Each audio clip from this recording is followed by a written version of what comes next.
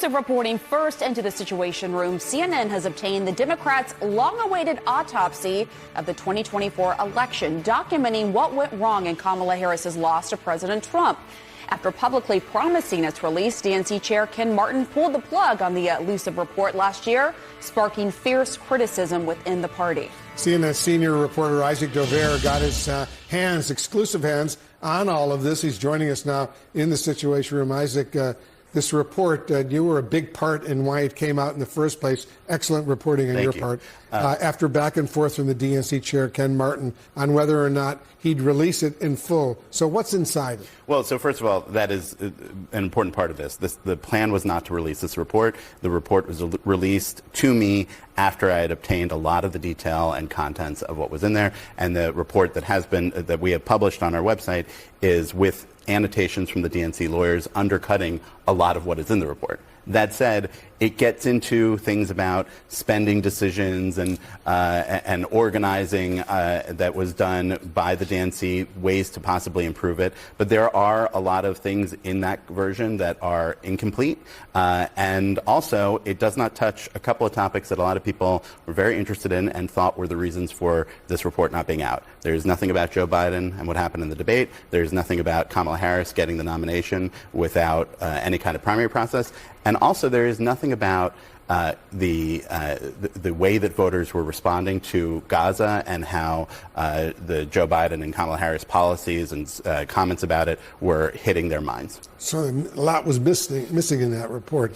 I know you reached out to the current DNC chair, Ken Martin, who we noted earlier has come under some fire for initially not releasing this report to the public. What's he now saying? Well, he apologized in a statement to me for how he handled it, and he said that he was releasing it to me because he feels like this is about getting back to some level of transparency. But he says in the statement that the report was not ready for prime time. That's how he put it, and that's why he chose not to do it, that it's full of a lot of problems. And again, we are publishing the full report so that people can see it and read for themselves and make their decisions about what's in there. Because in the full report, there's spelling issues, there's errors and just basic facts. Mm-hmm. Why didn't they have a more polished, put-together report at this point in the game? Well, look, and this was after a year of work on it, and the story that I have up that goes along with the publishing of the report goes through the whole process of how this went down.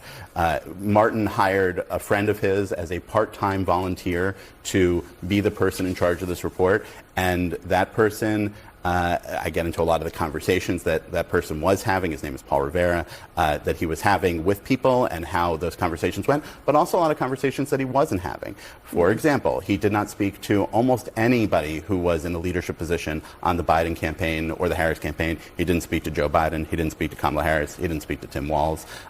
He did not speak to, when it comes to the Gaza issue, any of the leaders of the Uncommitted movement, which was that protest movement, pro-Palestinian protest movement. He didn't speak to Jewish groups or pro-Israel groups. So it wasn't just leaving out one part of that conversation. He left out all parts of that conversation.